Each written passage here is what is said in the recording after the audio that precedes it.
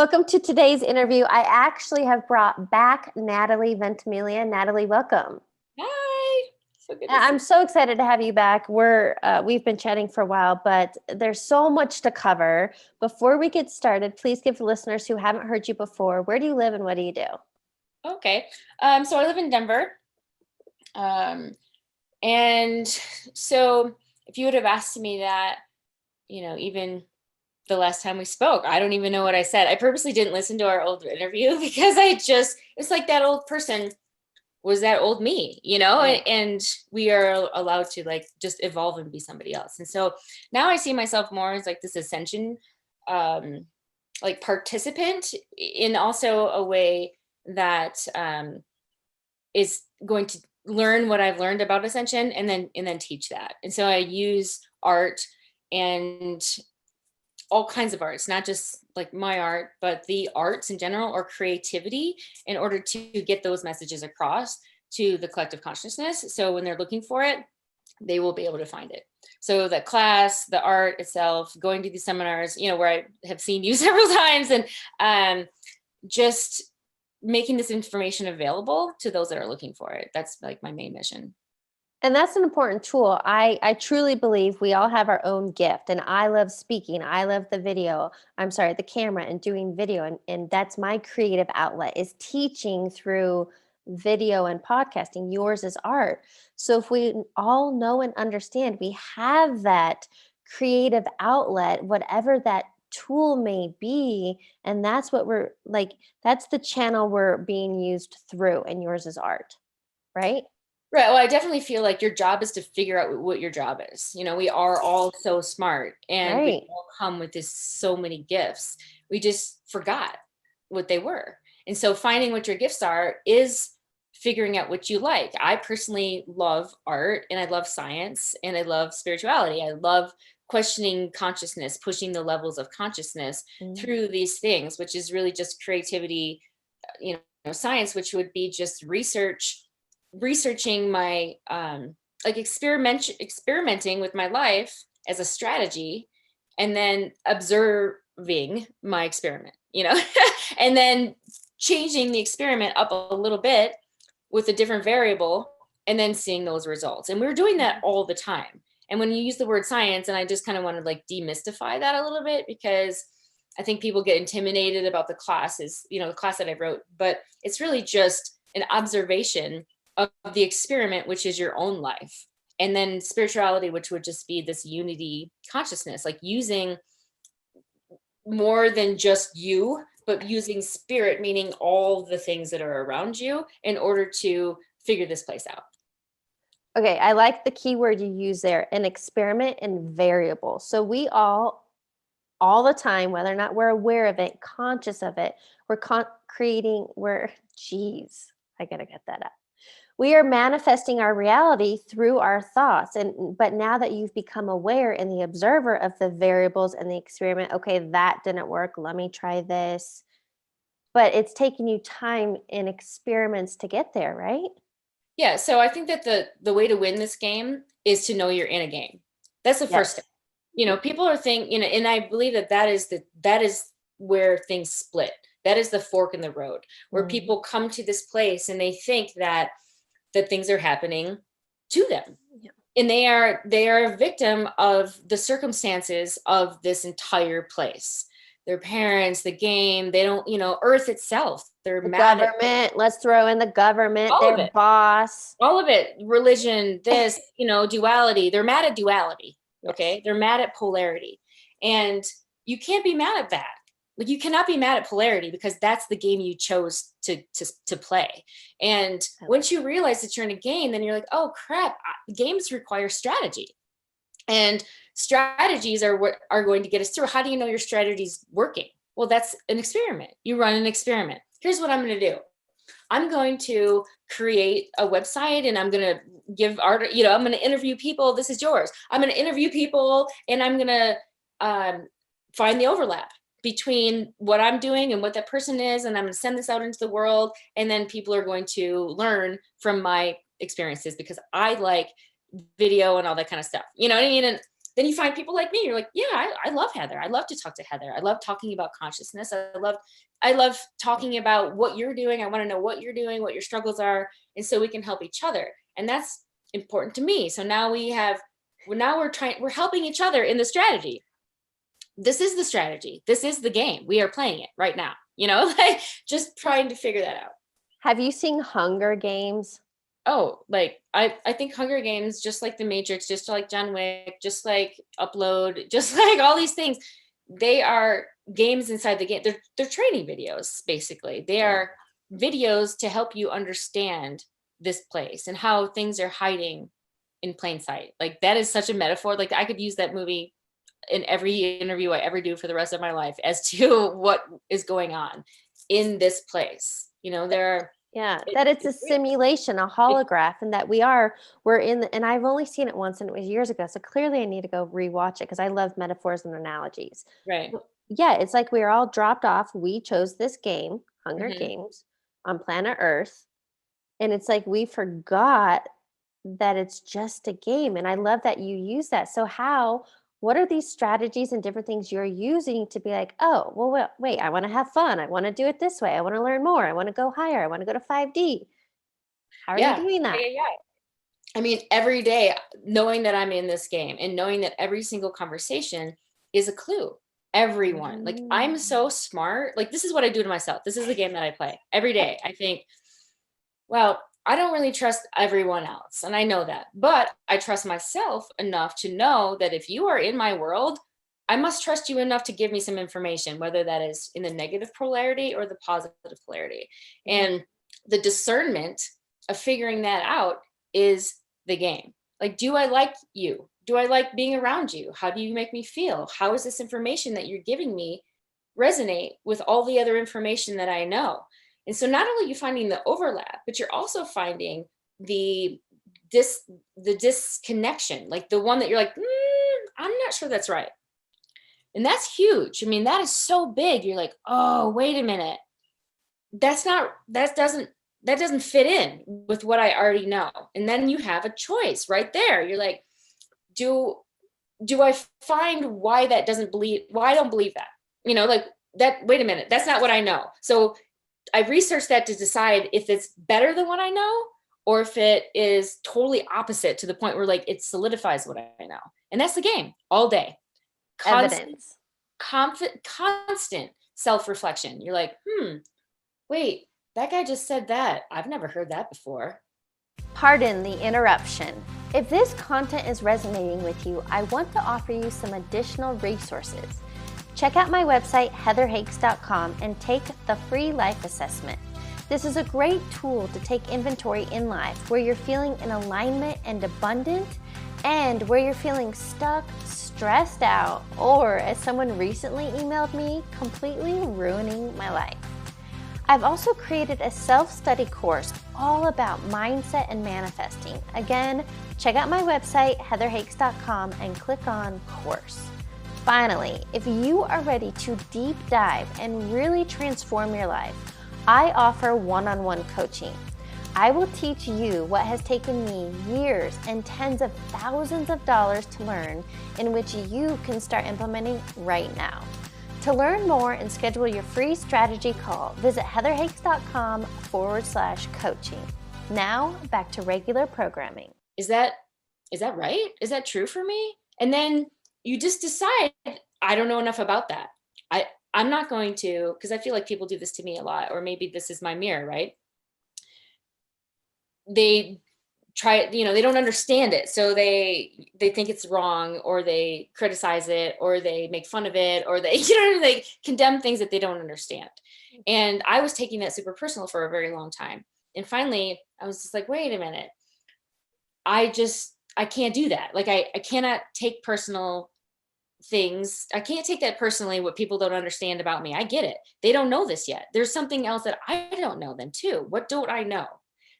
And then you research it, and then you try to find these overlaps, and then you try and find the things that are just trash. That's discernment. That I don't need to know that. That's not part of my world. I don't need to hang out with you. I don't need to hear that. I already know that doesn't work for me. And then you just keep going. It's like pinballing to the next source over and over and over and over, and playing the game. What are we learning today? What are we doing today? And moving on to from that point of learning to the next point of learning to the next point of learning, and knowing what to trash is the game. Like what to trash. Is it fair to say on your journey it's taken some self-humility to say, maybe I don't know? Oh, that is the game, right? Because the problem is that you meet these people and they're like, that's not true. Like, how do you know? Like, how do you know? Do you know everything about science? So what's happened is that, like, for example, I can talk about, my parents or all parents or scientists, all these things. And so they think they know anything about physics, like Newtonian physics. It's just, we're finding it's incomplete. It's just incomplete.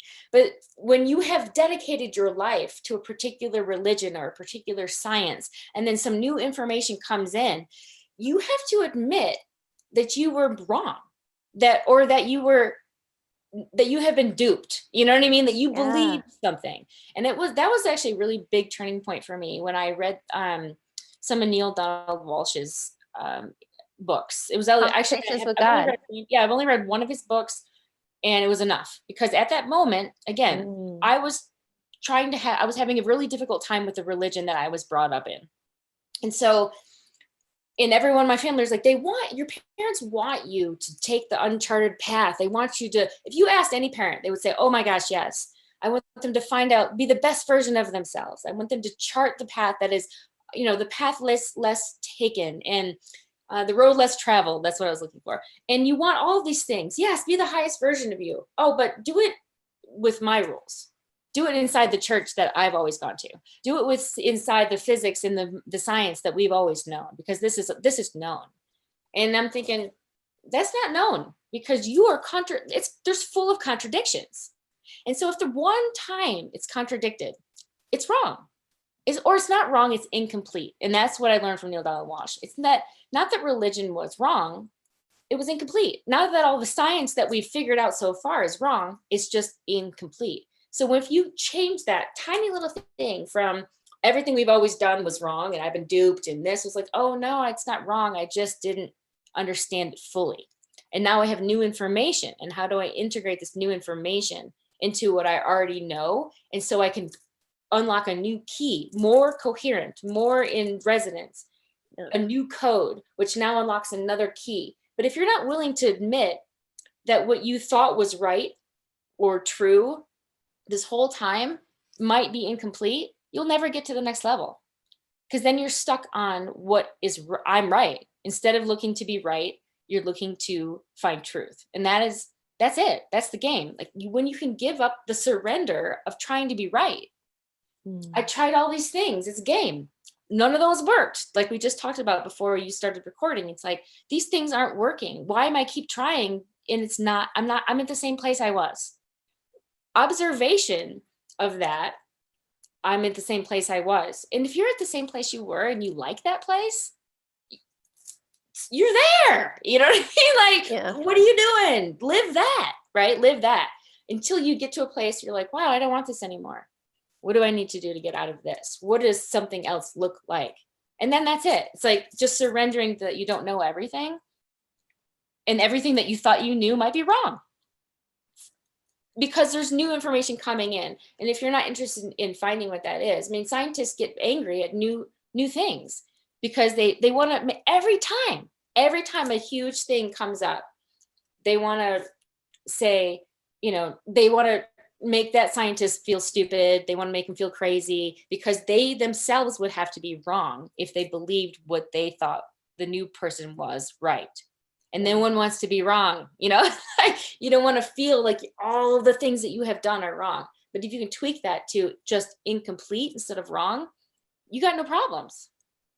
I like that. And that's when it all comes down to semantics. And it really is. And NLP will teach you all that, which is neuro-linguistic programming. But a word you said that I want to touch on is integrate, because I think it's so easy for people in the personal development space and even spirituality is to intellectualize, to go study and learn all these new things, but you're not integrating. That's so funny, because that actually is now what I'm remembering is what we talked about on our last podcast, which was all of these things are here. Everything's already here. We already know all of these laws of the universe. We've been here a long time. We have been here a long time. What we're not doing is learning from our history. We're not learning from our past. We know that war gets you nowhere. We know this. So when the game in the Hunger Games is, when you brought that up, is when they go into this game, in order to win that game in Hunger Games, you have to kill people or else you lose, right? There's no win-win in that. Like, you just hold out as long as possible, keep your teams, when they're inside the game, you keep your team, you keep your alliances. It's just like the game Survivor, the show Survivor on TV. Survivor is a game within the game. Yeah. We're already in the game. You don't need to go on Survivor. You are in the game Survivor already. It's like you are playing it already. Once you realize your life is already that. And then how do we figure out how to not win, but end the game? I mean, boom. Wait, boom. That's because so many people get so tripped on the future and planning the future and wanting to extend. And no, it's like we want to wake up from this insanity illusion. Right. This is a game, and this like game over. Like there's trying to find the right side. Like, oh, I got to pick a Republican or a Democrat, and I got to see who's going to be the best person. That game sucks. Like people don't realize. Someone said to me the other day, Natalie, are you willing to give up everything in order for there to be something new? And I just said, what are you talking about? Like, this place already sucks pretty bad, and until it's heaven for everybody, we're losing. Like, we are losing the game, because you can't look at someone, you can't be truly happy when you look at another and they are not. It's just, that is not winning. So that's just, maybe that is winning for them, but that's not my game. The game that I'm playing is this heaven on earth game. Is how do we all win? Yes. How do we find the overlap, and how do we fix the grid? So the grid is just a new game. When that whole thing with the Game of Thrones, right? And it was a huge metaphor. A lot of people I don't know if you watched it, but the whole idea, this woman who wanted to come in and she wanted to like break the wheel. That's what she kept saying. I want to break the wheel. But when the time came, she didn't break the wheel. She continued on, and with revenge and with like getting people back. And she had to, she couldn't get past that this was happened to me and I will get mine. It is my turn. But you can't do that. Like the game of the Hunger Games and the Game of Thrones, the game is over. It's so at the very end when they just go, okay, game's over, and they come and get you, and you're just out of the game, just done. I don't even play this game anymore because I'm not looking to win. I'm just looking to find truth. And when people start looking for how that fits into their life every day, every moment of every day, what am I doing here? Am I trying to be right? Because right now, I have this theory, I'm talking to you about it, but you come in with some new information. Now I have a choice. Wait a minute. Heather just said some stuff that might go against what I've already known. And I just came up with this theory and this hypothesis. What if that's wrong? And that's the choice. Do I think, no, I'm right. Or do I integrate your new information to either change my opinion or solidify it? That's discernment. That's why I wrote that class. It's teaching people how to do that. When information's coming in that is not what they think it is. Like religion does this all the time. Dead Sea Scrolls come out, and I'm talking to my mom. And I said, there's new information in the Bible. And she goes, oh, I might have heard that on the Discovery Channel or National Geographic or, on TV. And I'm thinking, why didn't you hear it from your church? If there's new Bible verses, they can go out and say this to you in a minute. They can say, oh, you know what? We chose Constantine. We had to make a book because we had to carry around this book. And we had to choose what to put in the Bible. Okay, great. I might be able to buy that story for a while, but now we have the internet. Now we have the World Wide Web. If the Vatican has more Bible verses, put them out there. We're smart enough to be able to read them now. You know what I mean? Like, right. If their Dead Sea Scrolls are out, and you're going to a church that believes that they might be part of the Bible, lost texts of the Bible, why aren't we so excited? New information! Like, why are we not all analyzing this and reading it and trying to figure out what they mean? Because they don't want change. Right. They don't want to think that they're so afraid of change. They're so afraid of being wrong and exposing that they've been wrong or incomplete for 2,000 years, that they would rather hide the information. The whole thing with the priests and, people are, okay, maybe they're not closer to God than you because they're doing the same stuff that you're doing, the same stuff that everybody else is doing. Why are you putting these people between you and source? I don't know. Like they're not asking the questions. Like the answers are in the questions. People aren't asking any of these questions because they don't want to leave the dough. They don't want to leave the routine. They don't want to be wrong. Well, my way of life might be not the best way of life. That makes me wrong. No, it makes you incomplete. So if you can just get to that place, a tweak in your mind. It was a huge, huge moment in my ascension evolution. It was just, wait a minute, my ancestors weren't wrong. My grandma, my aunts, the Italians, all, you know what I mean? Like you don't want to think that these people have been doing it wrong because that's in your epigenetics. That's in your history and your culture and your family. And you're like, wow, we've been duped. But if you can flip it into like, oh, we just didn't have all the information. But now that we do have the information, what are we going to do with it? And that's what I'm interested in letting people know. It's like, dude, there's just a better way. You can create a better way. Together, we can just decide we want to do things different. Period. Period. I mean, my sister and I stopped drinking. We all during COVID, we were drinking and getting through it, like everybody else, just getting through it. And then we're like, you know what? We don't like being hungover. We don't like wasting this day. We don't like being in a state of that. So we just decided to stop, right? So that's just a new reality for us. We just don't buy drinks anymore. You know what I mean? Like, you just can do that. You can just do that. And people forget that they have the ability to create these new realities. Well, ultimately, it makes me think that overall, ignorance is a choice because the answers are out there. And if you're okay, but most people like certainty, I call it a boring ass box. People like certainty because they know what's going to happen. And that's what Dispenza talks about is our future is created from the past because we don't change our thinking. But that's ignorant, is it not?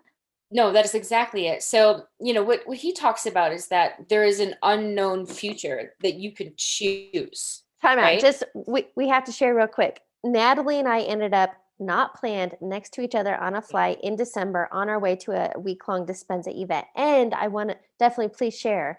You just got back from another Dispenza follow-up event. So yeah, take it.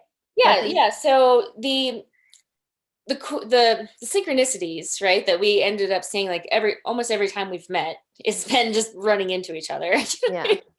And we ended up sitting, and we were sitting both sitting in first class. We both made a conscious choice to do that, to upgrade ourselves, right? There's a metaphor for what we went to Dispenza to do in the first place. Mm-hmm. And then that woman had that intuitive message for me when she said, there's a consciousness here that wants to congratulate you for stepping into your truth.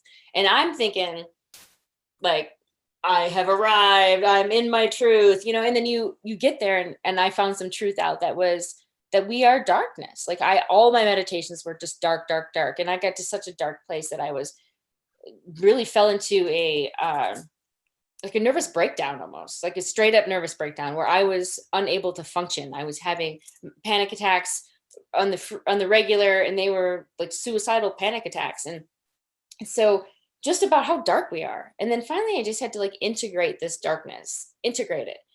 And then realizing that. And so when you do that, you're like, okay, can I choose to think that I'm just righteous and right? Because you want that. Oh, I'm right. Oh, I'm good. I'm one of the good ones. I'm on team good. You know what I mean? But when you realize if there's oneness for real, then team bad is also on the team. Other side of the coin. You are mad at polarity at this point. You're mad at all the lessons you're teaching. But every single time when you hear someone who has made a massive transformation, they say, oh, all that thing that got me there, I wouldn't change that for a thing, because that darkness is what brought me the awareness of the light. And I'm really starting to understand this idea of what the darkness can be and why we've chose to live in polarity, why we've chose to live in a world that has a moon and a sun, why we have to have darkness and have light. That is the game. We have chosen the game of polarity. That is how it works. That is the second dimension. And when you realize that, then you can start again living in this oneness of, I'm not separate from the darkness, I am that too. And that is what we found out. And that's what I continue to find out when I went to these Dispenza events, is that there are more people there that understand the game, you know, the game that we use the darkness to see the light. You can only see all these stars when it's at night. They're there all day, but you can see them all, you being one of them, through, you know, this darkness. And then when you're done playing the game of polarity and of duality, of light and dark, you leave the game. You just leave it. And when you do that, a third thing emerges, which is your rainbow light body, which is your awakened Merkaba, which is your vehicle of light, which allows you to transcend into all these other dimensions, because you don't need this one anymore. You can get into neutrality, into unconditional love, where all these things are now merged together. I mean, when we were there, we dressed as our future self for the opening party. And my future self was, you know, I had this nail polish on, if you can see it, but it's like black and white and these rainbows in between, which is when you get to this place where your dualistic brain is now merged with your heart and created a oneness, then you can say like, oh, from this place of neutrality and from oneness, I can open up a third thing, which is now the integration of, you know, the earth and the sky into your heart. And now you are this awakened for real being, which doesn't judge. It's like always the observer, no emotion. Every time you see someone, you're like, wow, that's interesting. Like, interesting choice. That's it. Like, observing it, because I wonder why you did that. And I got the practice of doing that with Joe Dispenza, which was, you know, just why am I so angry?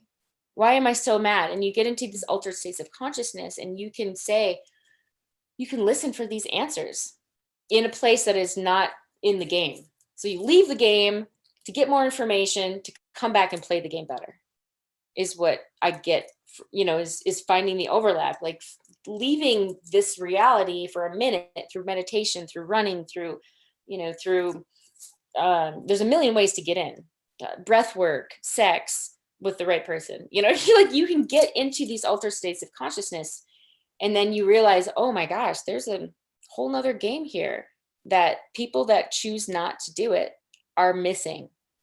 You're choosing ignorance. They choose it. And then you can't choose ignorance and then get mad that you're mad. But you can, because that victims are going to point the finger outward and blame. But I think that that's the key here, right? Is to turn it back in and take your power back.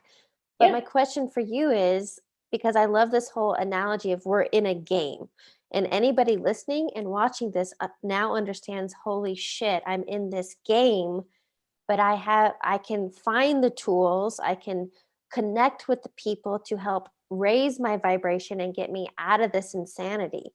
But what is your advice to be like, where do you go from here? Well, you find your own game. So the way I see it is that my clues are not going to be your clues. So I have developed my own relationship and my own language with the universe, straight up. Like when I go through the world, I'm like, oh, that's a clue. That's a clue. And I can just see people. They're brighter to me. A book will be brighter to me on the shelf, or you'll just get a notion. Maybe I should do that today. And then I just do that. No, I have this other thing. I'm like, no, it'll work itself out. Like what is right for Heather is right for me. This is the non-zero sub game, where the overlap, we find the sweet spot between where we like to hang out. You know, like what do we like to do together? And you just find that and you do that. That's the game. Find the overlap with all these different ideas and all these different people, but you have to be willing to let go of your old belief system. You're not willing to make room. It's just a computer. Imagine a game. It's like you are the computer and your software are your thoughts and your emotions. If you keep thinking the same thoughts and the same emotions, you're going to be running Atari. Straight up. If they thought Atari was the best that we were ever going to do, we would never get to this place. But someone had to say, you know what? We can do better. I can do better. I can do better. I think I can do better. And when you say that to people, nobody can deny that. Every relationship that you're in, if you are having an argument and people are being petty and you're just trying to be right, not trying to find the truth, you're trying to be right. If you say to that person, I think we can do better, I mean, what? You know, Yeah. it really is a stopping point in science. You're like, wow, I think we can do better. Do we think we know everything? And some scientists will be like, oh no, you can't, those are laws. We've gotten to the moon with those laws. We've gotten to space with those laws. You're like, but what's after that? What's after the moon? What's after those, you know, so that's when things start to change within science. And they are so ingrained in this religion and so ingrained in these past beliefs and so ingrained in this that they don't think that there is anything else. And that's on them. Like that is not where I spend my time. Like if you're looking for the information, I will tell you how to get there. But I'm not going to go around and prophesize and be like in the way which is you need to think what I think. Think what I think. Like that is when you start to actually fall into that same trap, which is that everything is right for me, that's right for you. It's not.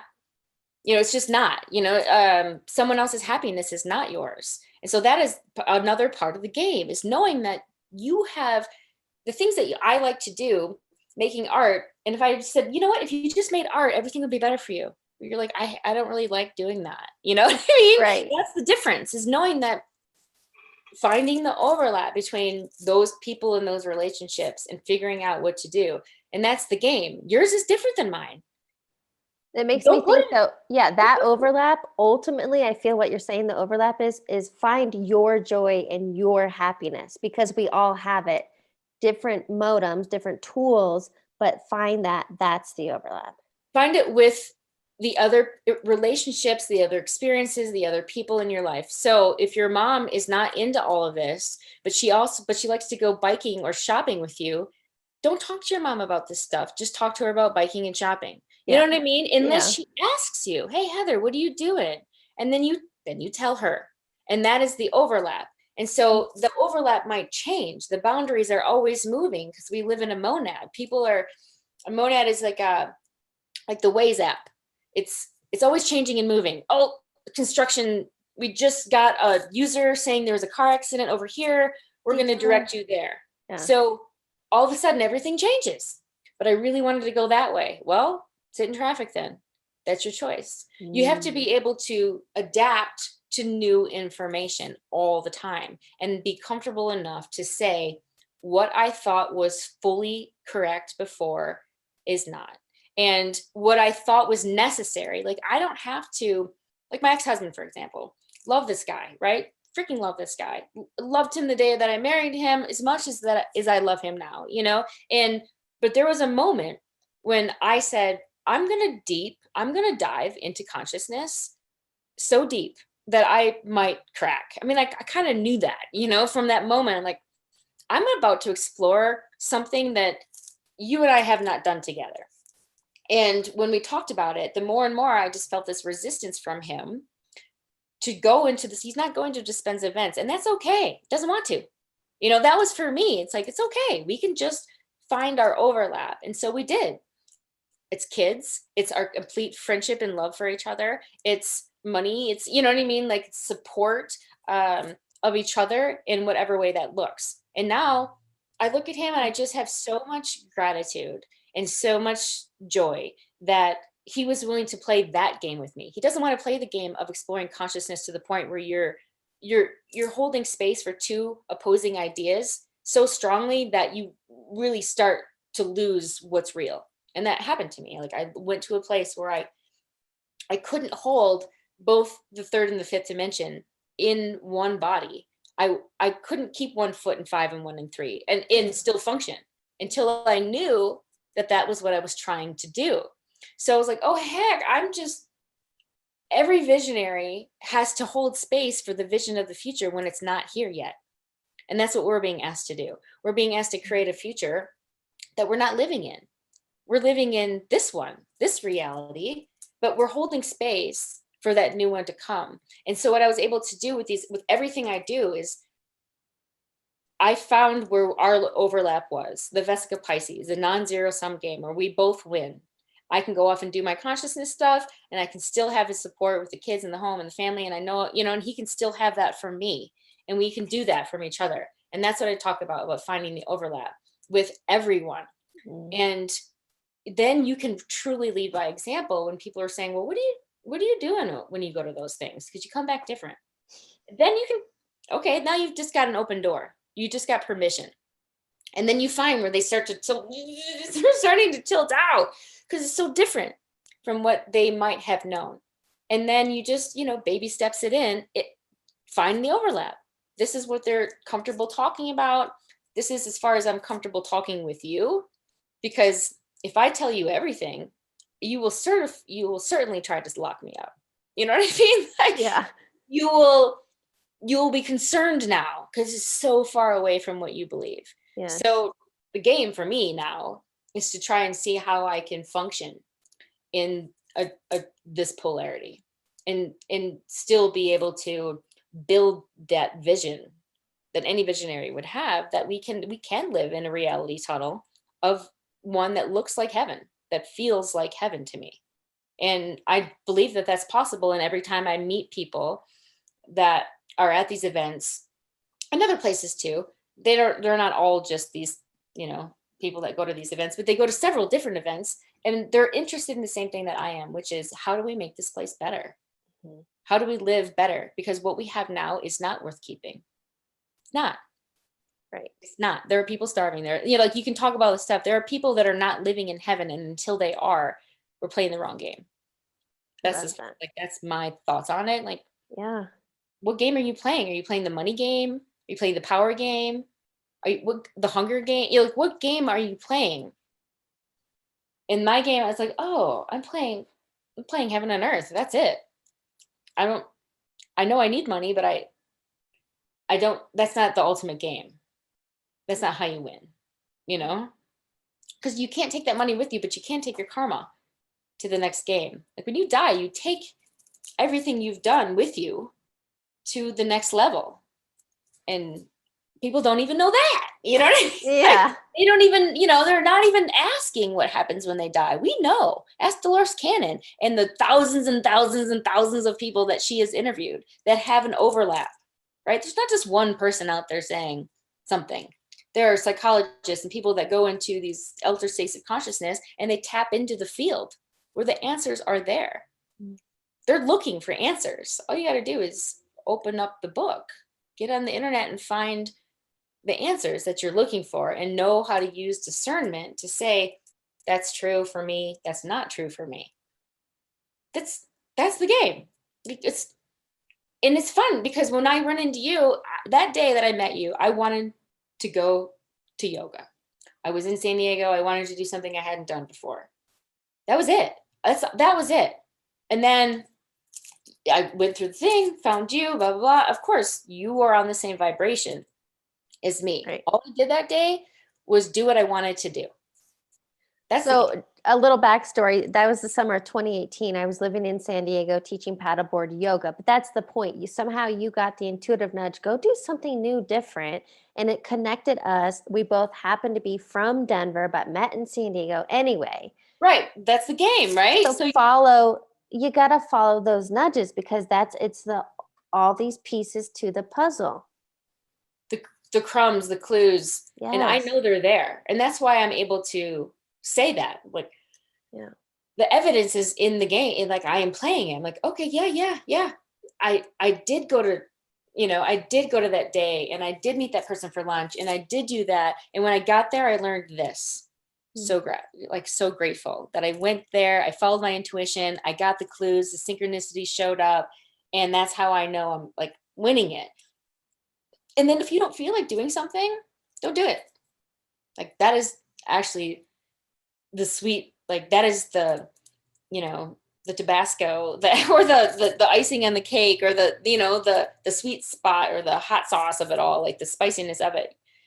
When you don't want to experience something, you just choose not to. And that's hard, because these are people that you have maybe known your whole life, and they're like, hey, let's go do this. And you're like, yeah, actually, when I hang out with you, I don't like that feeling when I leave. I don't like being there. I don't really even like your friends. You're like, yeah. You have to analyze that. And you're like, wow, why am I doing this then? Right. Why am I doing that?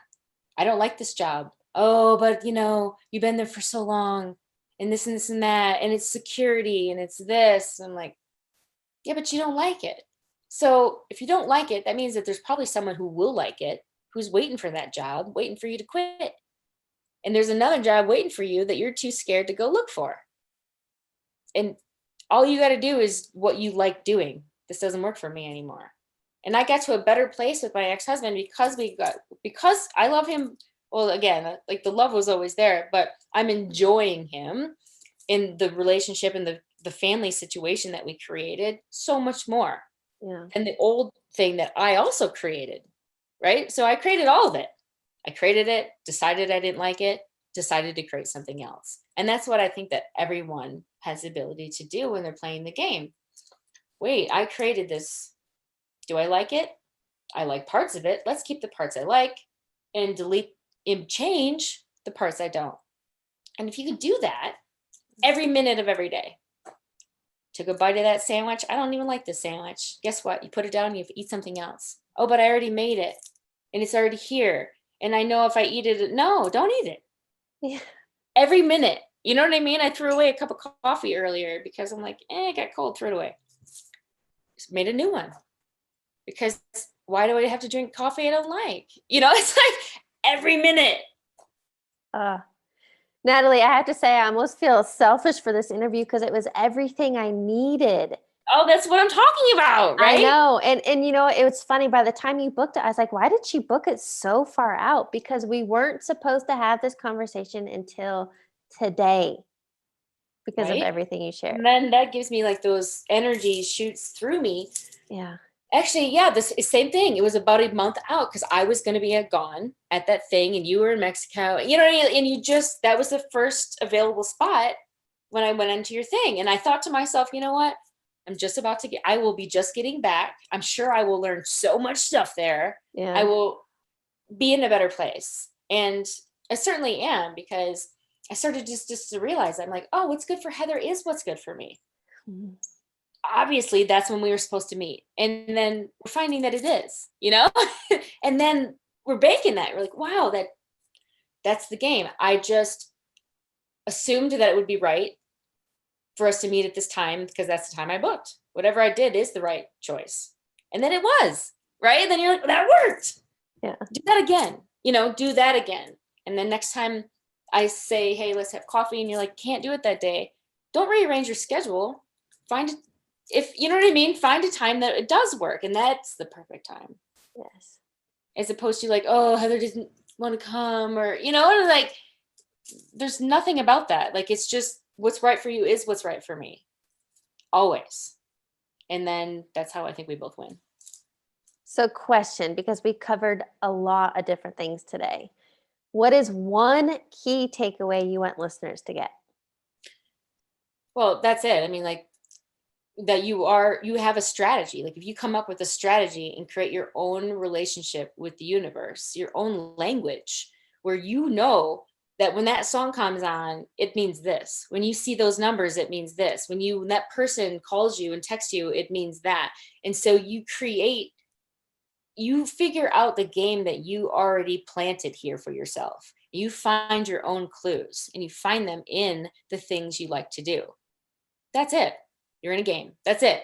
Like, in every game, it requires a strategy. You wouldn't go to the Super Bowl without studying the other team, without figuring out who is on your team, without creating plays and passes and all of these things. I mean, you find the players that want to play the same game you're playing, and you play it with them. And when you think of it in that way, you're like, wow, are you on the team? I don't know. What do you have to gain? What do I have to gain from you being on my team, and vice versa? And if they're not a good enough player in that role, find one that is. Just, you're off the team. I'm playing a game here, and I'm playing to win. I don't want to. No. It's not to win. It's to end the game. Game over. We're playing to get out. No, you're right. Right. And that is me winning. Winning is just like heaven on earth is the game. And right now, that's not the game that most people are playing. People are playing to make the most money, or to get the most power, or to even to have the most love. Do you realize that having love for everyone is oneness? Like, if I have love for the whole planet, and I am oneness, I am the universe, I am this God, right? Then I am you and you are me. Then we both win every time.